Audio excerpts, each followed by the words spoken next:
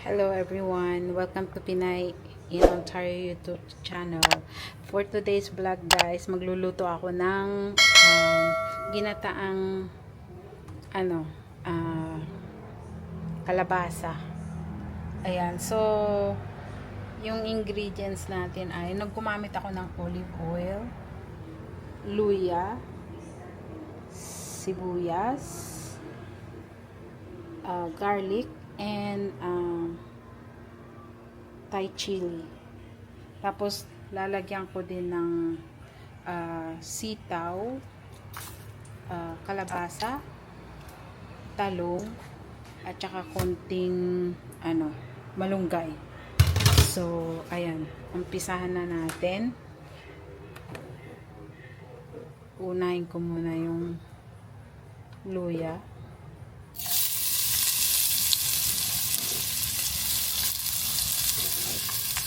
Ayan. So, nilagyan ko siya ng siling pula para panghang siya ng konti. Hindi ko na siya lalagyan ng kamatis. Nasa inyo naman kung gusto nyo lagyan. Ako hindi na ako maglalagay ng kamatis. Ayan.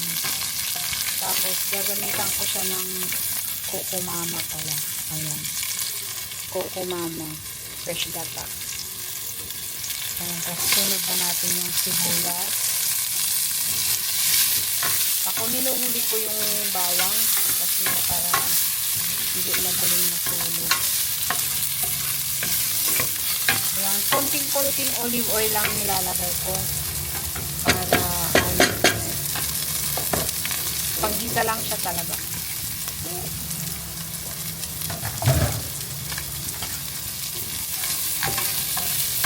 Lumalabas yung lumalabas yung yung aroma ng siling pula napupunta sa ko sa tawag dito sa aking ilong.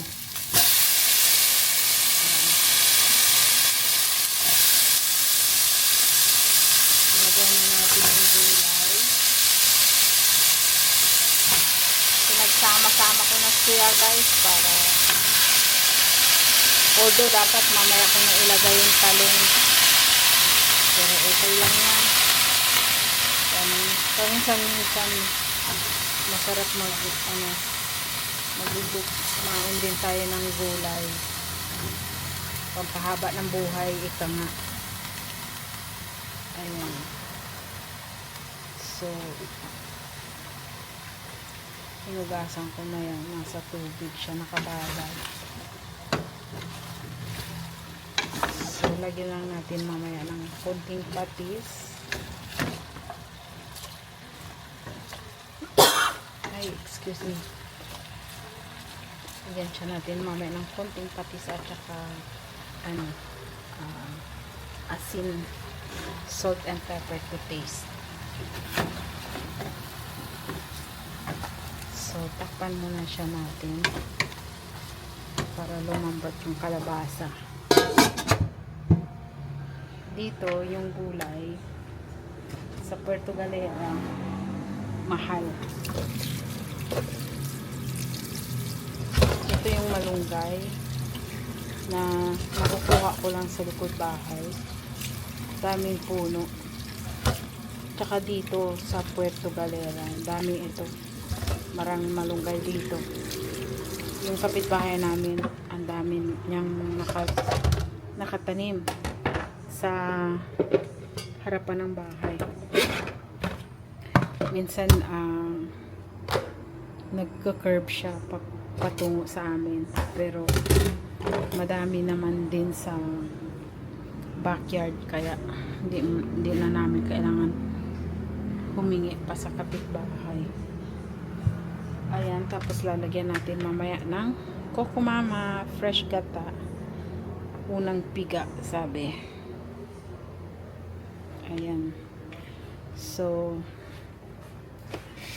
ayan, tapos baka lalagyan ko siya ng konting dilis para may lasa. Meron pa akong dilis dito na galing sa Zamboanga City. Dala ng pamangkin ko. Ayan. Lalagyan ko siya ng konti. Magpakita ko sa inyo. Masarap yung dilis sa Zamboanga. Sa Zamboanga City pa to galing, guys. Dala-dala pa to ng pamangkin ko. Ayan, oh. Ayan siya. Maliliit lang. Masarap siya. Lagi ko siyang niluluto sa umaga. Kahapon nagluto ako ng tortang talong. Tapos nagluto rin ako ng ganito. Konti na nga lang. 1 kilo yata to. 1 kilo. So, lalagyan natin siya mamaya niyan. Okay. Tapos,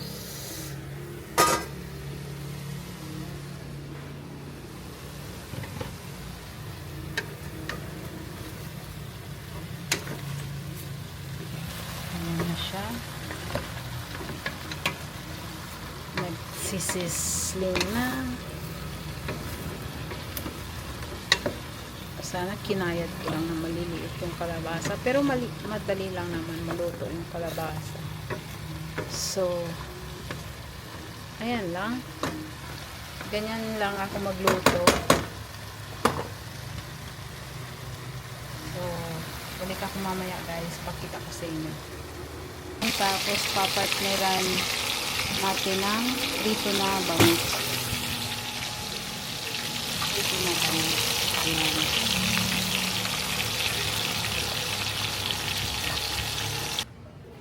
Ayan na siya, guys. Luto na. Ayan.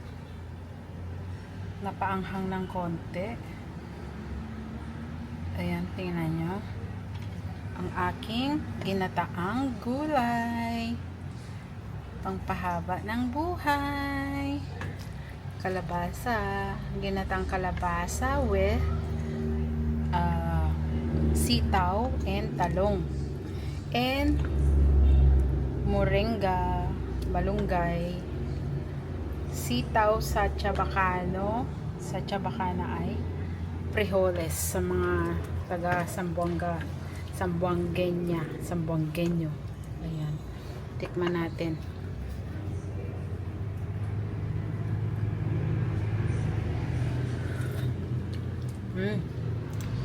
Tama-tama lang. Ayun lang, guys. Once again, this is Pinay in Ontario YouTube channel. Thank you everyone for watching and supporting my channel all the time. Please comment, share, and subscribe. Bye. Peace.